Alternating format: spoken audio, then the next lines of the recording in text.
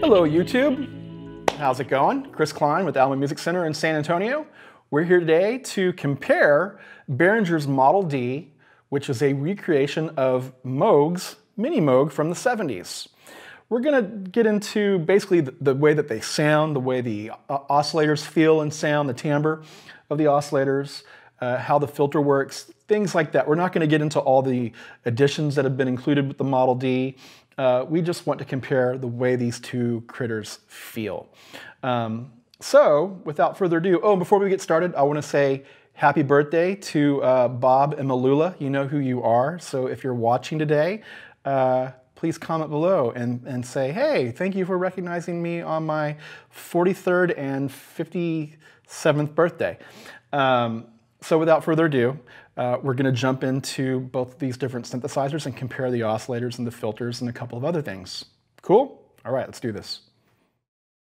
So we're going to go ahead and listen to both keyboards. We're going to listen to the oscillators and the filters. We're not going to do a whole lot more with them because we want to focus on how they sound. We're not going to get into sculpting sounds. That's probably the best way to put this. We're not going to sculpt sounds. We're going to A-B both of these in basically their purest states. And I'm going to try to keep it as unbiased as possible. I don't want to talk too much about what I'm hearing because I would like for you, the listener that's on the other side of the computer or phone or pad or whatever you're using at this point, it's modified Etch-a-Sketch, to determine how these actually sound and feel against each other. But I will let you know, I will audibly call out which one that I am playing, and you will see that as well.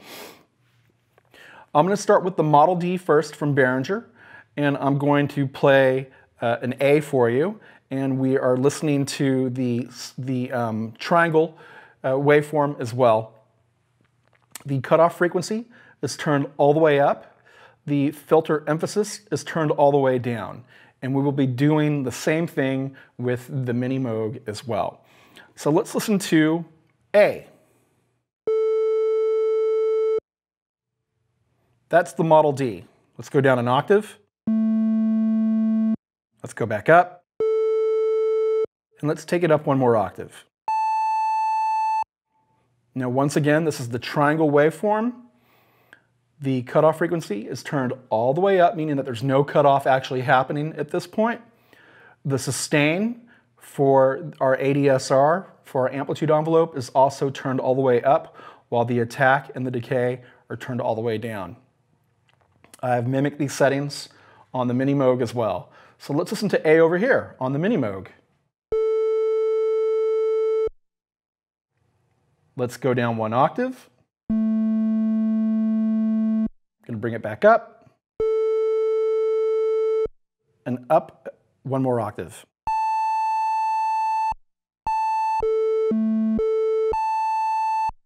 Go back to the Model D.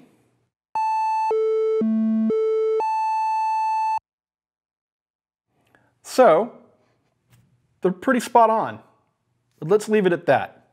I think if we really dig in, you're probably going to hear subtle differences, but I want you to determine that. I don't want to influence what you're hearing.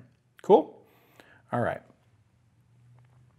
So now what I'm going to do, I'm going to leave it here on the triangle waveform for the Model D. I'm going to go ahead and play an A again, and I'm going to bring the cutoff frequency down so you can actually hear what happens as I sweep it back.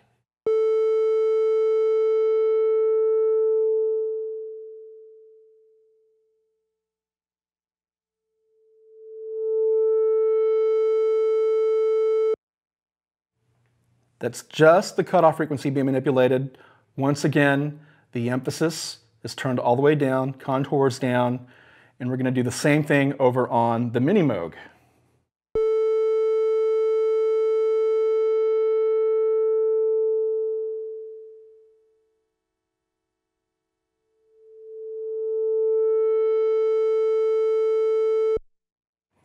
Let's turn up the filter emphasis all the way on the Model D so we can actually hear the cutoff frequency being swept because we have that peaking filter happening. So let's take a listen to that.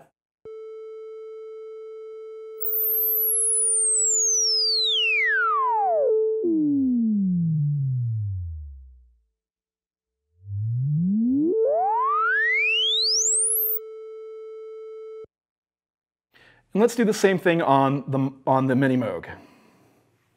Going to turn it all the way up, and then we're going to bring the cutoff frequency back.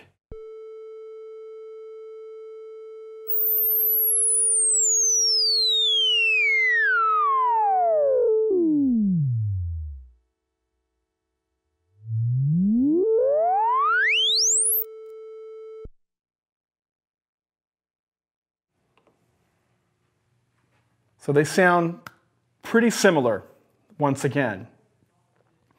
So let's look at some of the other waveforms real fast as well. So I'm going to come back over to the Model D, and I'm going to switch it to the triangle sawtooth waveform.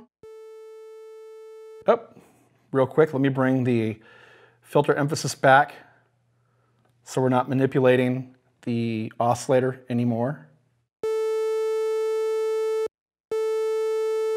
So compared to the triangle, you can actually hear that there's a little more bite to it now, because the harmonics are a little bit different between from the triangle to the triangle sawtooth. So let's go ahead and play the A once again on the Model D. Bring it down an octave. Bring it back up. And up again.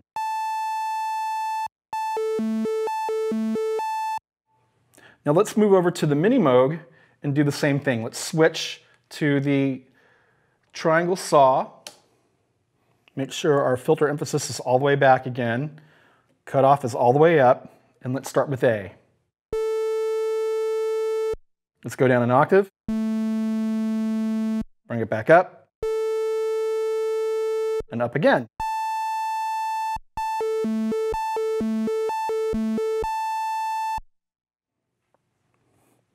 What are you hearing out there? On my end, once again, they are pretty similar. Cool?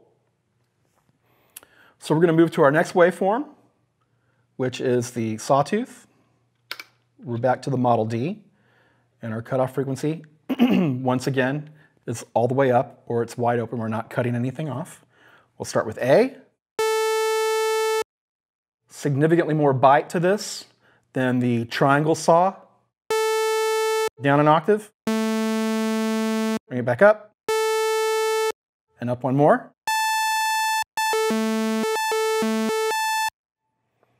Let's move over to the Minimoog. Do the same thing.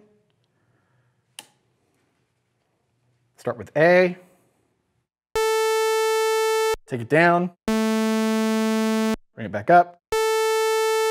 Up again.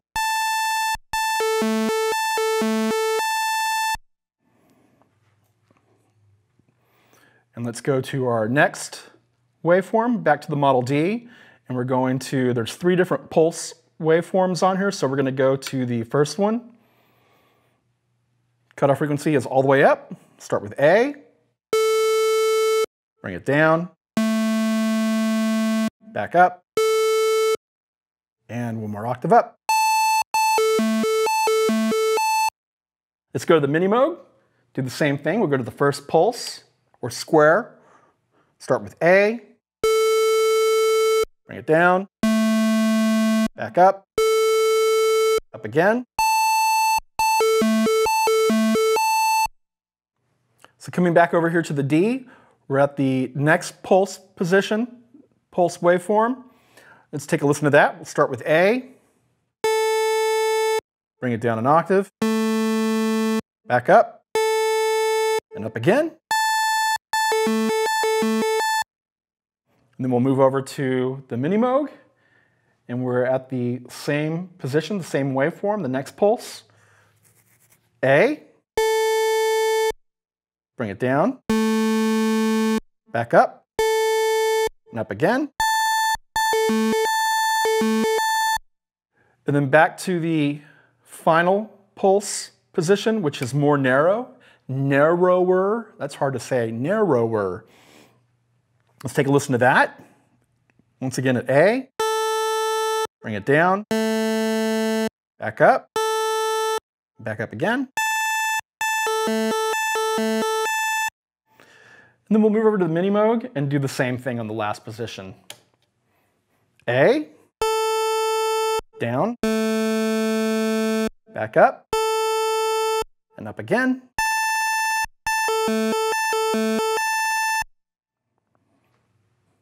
And there you have it.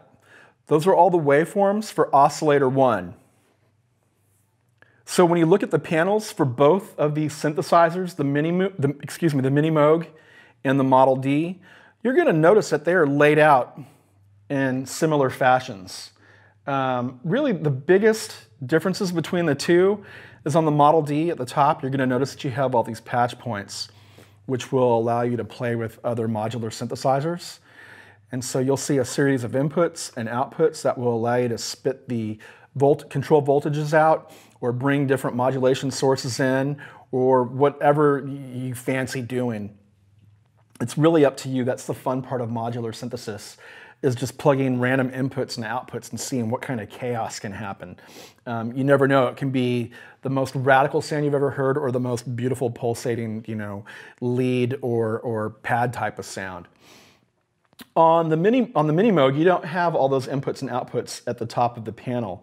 You do have a few inputs and outputs in the back, but it's not nearly as flexible as the Model D. With both of these, you still have the option of bringing the output back into the external input, so you can basically feed the keyboard back and get some really, really great distortion out of it to give it a little more character. And you will notice that if you look at the mixer section for each of these modules, for the Minimoog and the Model D, you will notice that you have the external volume pot, the level N, as well as the overload light. Those lights, to me, they don't tell me a whole lot. I want to listen to what's happening, so I'll just bring the external volume in until I get the amount of distortion that I want. But they're both, other than that, very, very similar. The other thing that you get with the Model D is you have MIDI over USB, as well as your standard 5-pin MIDI in and MIDI through. So you can chain other devices together. And with the Model D, you can poly-chain these. For those of you that don't know what that means, is you can actually link these together via MIDI, and you can turn your Model D into a polyphonic synth. Both of these are monophonic, but you can turn the Model D into a polyphonic synthesizer by chaining these units together, which is super, super rad. So highly flexible. You have your A440 tuning on each of these machines, which is really, really important. One thing that I have noticed as I've been sitting here demonstrating these, and they have been warming up and adjusting to the temperature of my space, is that the Minimoog, and I'm not surprised by this, drifts a little bit more. Its pitch drifts a little bit more than the Model D. The Model D is a little more stable. The technology has changed and improved quite a bit in, well, 50 some odd years since the Minimoog was first produced. Has it been 50 years? 1970, so 49 years. It's almost at 50 years now, which is, says a lot for the longevity and the importance of Dr. Bob Moog's original design, which is such a beautiful instrument. Both of these are very similar in how they're laid out with your controllers for each one. On the Model D, you get a couple of more options. You have the mod depth and the LFO rate. With the Minimoog, the original, you have a tune, glide, and modulation mix. We have that on the Model D, but we have a couple of other switches, so we can actually change where it's going to on the Model D, and it's just a little more flexible. But they're both amazing, beautiful instruments. The Minimoog is getting ready to turn 50 years old. These first went into production in 1970, and there were various iterations of this, but they're both beautiful instruments, and they're just a delight to play, and so tweakable, and I don't want to say anything else to manipulate that's going to influence what you're hearing. I don't want the words that are coming out of my face to have any sort of impact on what you're hearing on the other, and I want you to be the judge. And hopefully you'll let us know in the comments below. All right, thanks again for tuning in today. We hope that you enjoyed the side-by-side comparison of Behringer's Model D, which is a faithful recreation of Moog's Minimoog. This is an original unit from the 70s. I couldn't tell you which revision it is, but this is the real deal. This, of course, is the new clone, however you want to refer to it. And as you can hear, they are pretty spot on with each other.